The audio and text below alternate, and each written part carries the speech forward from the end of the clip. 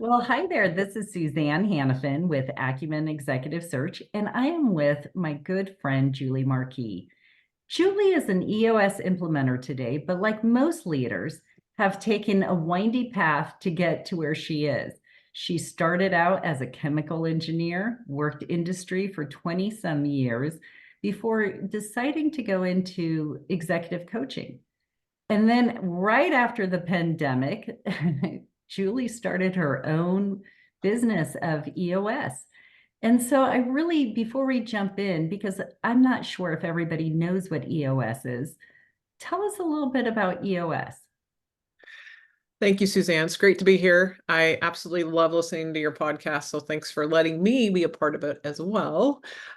EOS is a set of practical real-world tools that help business owners, leadership teams get context so they can get more of the right stuff done day in and day out to make progress towards that company that they know they're capable of becoming.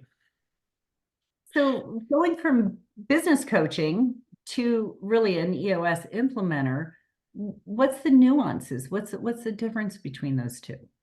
Well, I'm going to back up just a little bit. So I have a degree in chemical engineering. Some people would say I'm a recovering engineer. I'm not sure because I still definitely think like an engineer.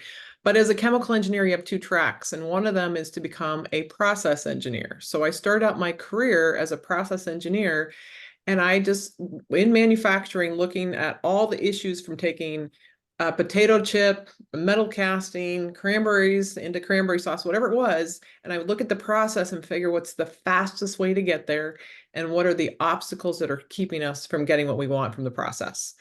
That's how I'm hardwired. And what I found out early in my career was I used to say, let's just fix this process part, the equipment part, because that's a lot easier than that people side. So let's just leave the people over here and we'll just deal with the easy part. So what I realized was you can't get the process part without helping the people part. And so I, I just kind of in my heart realized I needed to move towards more of the coaching, helping people who are hindering whatever process it is that they're in the midst of to help them move this process through. I don't know if that makes sense, Oh, it but makes perfect sense. And you're kind of speaking my language because I always break it down to people, process, systems. And mm. I look at people first because without them, you can't change the process or the systems. Yeah, I was a little slow to that party, but I did finally show up, and the people, that's the challenge. And so when I started my consulting company 12 years ago, I started out consulting on process improvement, helping improve productivity and profitability. That's what my business was. But what I just kept finding out over and over again was I didn't have the right people to support those processes. And so it was kind of a natural progression for me to kind of start to move from the technical side over to the people side. And I tell my clients, I love process. Like it makes me happy. I'm always trying to find the fastest way to do just about anything.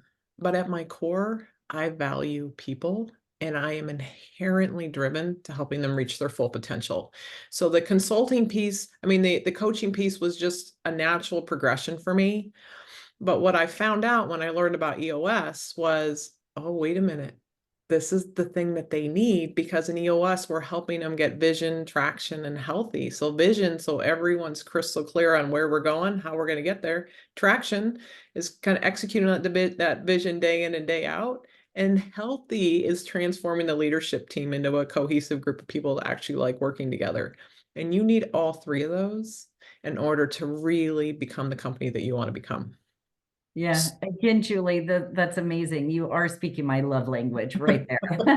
So, so let's talk about your journey because nobody's career is in a bubble. We all, are affected by great managers, great mentors. What formative leadership experiences have you had that really shaped who you are today?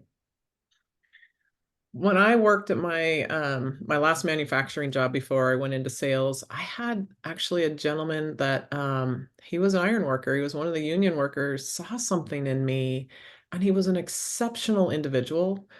And he really helped me navigate some of those challenges when I first became a manager. And I, not anybody you would expect. You never know where your mentors are going to come from. You have no idea. But he helped me so much. One, working with challenging people, or he used to tease me. He's like, if you don't make a decision right now, I'm going to cut one of those legs off that stool and I'm going to make you make a decision. So you need to do something. And so he was pushing me. And even to this day, I can still hear him in the back of my head. Sometimes when I'm stuck and I don't know what to do, I can hear him say, I'm going to cut the stool off, cut the leg off, do something. So I had him. And then when I got into sales, I had still a mentor of mine. He said to me, I was trying to figure out some technical stuff, some technical sales. And he says, Julie, I don't know anything about that technical stuff. I know nothing about that. But what I do know is people. And I remember thinking, I want that. I want to understand people that way. And it just clicked something in my head. And since that day, I've worked to understand people, to understand the nuances, how they think, how to work with them, how to get the most out of them. And it's just, I mean, to this day, I'm so appreciative of those two men who cared for me. I didn't go out searching for them. They just picked me and helped me become who I am today. Isn't that wonderful? And I love what you said. You don't know where your mentors are coming from and will come from. And it's about being open to those opportunities when they show up, and that for you then to show up. That's wonderful. I'm going to remember that also. Make a decision or that stool leg's getting cut Cut off. that leg off and you're going to go. So do something before you fall. Well, while we're talking about values, I do think not most, all leaders bring this core sense of values to their job. That's how they show up. What type of values do you feel are super important for you that you show up with? Mm. So when I'm working very often side by side with the business owner, with the CEO, with the president, and a lot of them, they're lonely, right? We're at the top. Suzanne, you know that you own your own company, and we're at the top, and there's not a lot of people to walk alongside us. And so I feel like that's part of my job, is to walk alongside these business owners and tell them when they ask what I'm seeing. And they don't get that honesty. And so one thing is, my clients will say, Julie, your direct communication is just something that we just so value. We always know where you stand. So first off, I'm not going to give them any fluff. But I'm also going to praise them on where they're doing really, really well. So I'm not always just on here. It's just times we need to stop and celebrate their wins, because sometimes they forget. They're like, oh, we're on the next thing. I'm like, nope, let's stop. I want to walk with you. I want to celebrate what you've done. I want to celebrate with your leadership team. And then I am also highly empathetic, probably maybe too much so, but I love my clients. I love on them.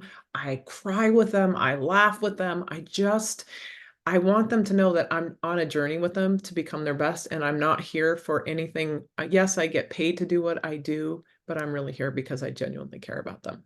And so those are the things that I show up. That's how I show up with them, and I hope that's what they're feeling. Because if they're not, I'm falling short somewhere. No, I love this. And you work with so many different size organizations and different structures. But can you share with us kind of that ideal client of yours? Who do you really excel at with, and why? Why is this your ideal? Well, so EOS has a quote target market for EOS run for companies that are going to be successful. That's what EOS was designed for. So 10 to 250 employees, entrepreneurial, growth oriented, open-minded, willing to be vulnerable with the people around them, respectful, and more afraid of the status quo than of change. So that is your ideal target market for EOS.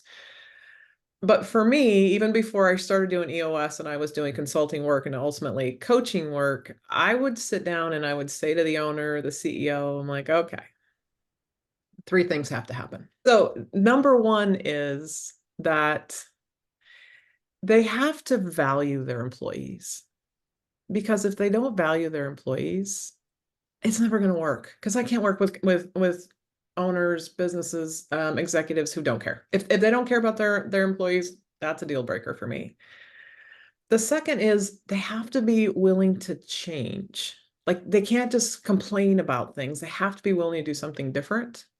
And the third thing I always to say again to the business owner is you need to recognize that you're probably part of the problem.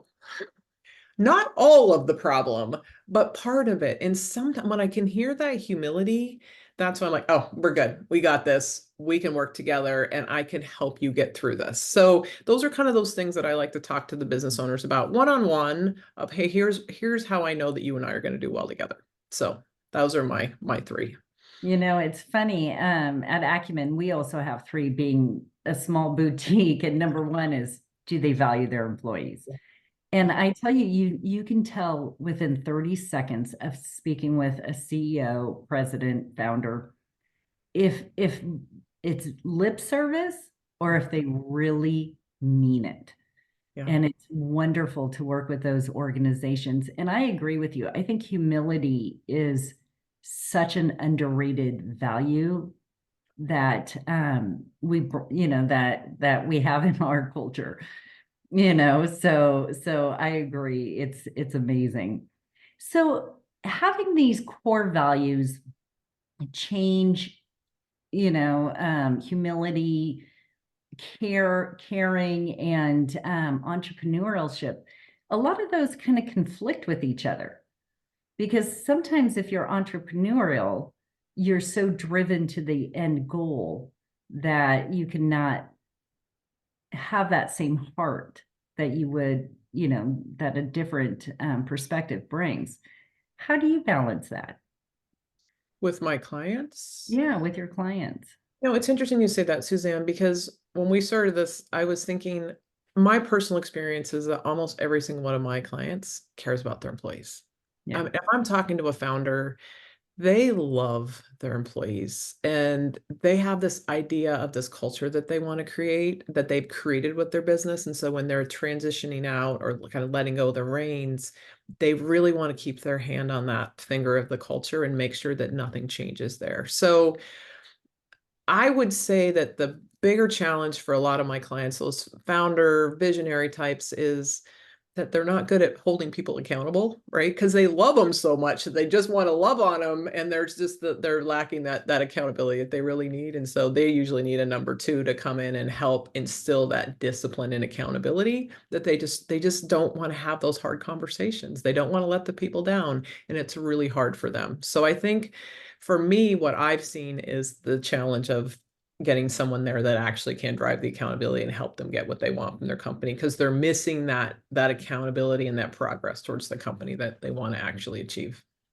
Yeah, absolutely. Well, we know that this podcast is called Hiring for Good. So, Julie, to you, what does hiring for good mean to you?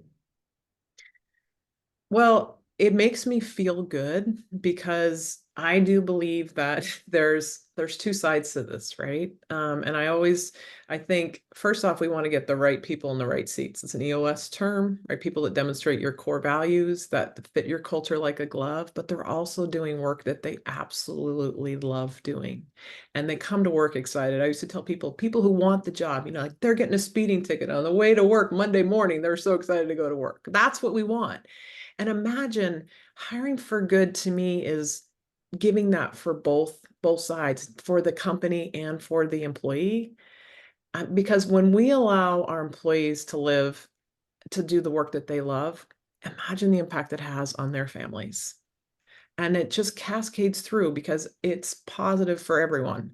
So I go back to the EOS life. It's doing what you love with people that you love, making a huge difference, uh, appropriately compensated, and then time for other passions. And so hiring for good is really about allowing all of the owners, the executive team, and all the employees to do what they absolutely love. And it is a win-win all the way around. And it creates a better society for everybody. Amen to that. Absolutely. I tell you, and I said I was gonna stop there and not ask you any more questions, but I've got more questions for you, Julie. So, how do you work with you think you've got this alignment, right, between your values and the founder or CEO. And what happens when there isn't that alignment? And how do you handle that? Because again, looking at it, whether it's an employee, employer, consultant, it's the same type of relationship. And what advice would you give someone? It's funny, I actually just today somebody asked me, how do you fire a client? And I have to do a lot of soul searching inside and understand kind of what that disconnect is and understand if I'm bringing some of that. We always say when I'm working with my clients, we're on a journey, right? And I have to meet them wherever they're at. And sometimes a lot of my clients, they're in this fear, they're just living in fear. And I say, I'm going to put you on a journey from fear to freedom. But it takes a lot of courage to move away, maybe make those hard decisions about who they should get rid of that doesn't really want that seat. They're not great at it. They're not living their core values. And I can't force them to do that. And so for me, I'm not rushing around like, if you're not going to let this person go, I'm out of here, because that's not what I'm here to do. First off, I'm not here to tell you how to run your business. You know how to do that better than I do.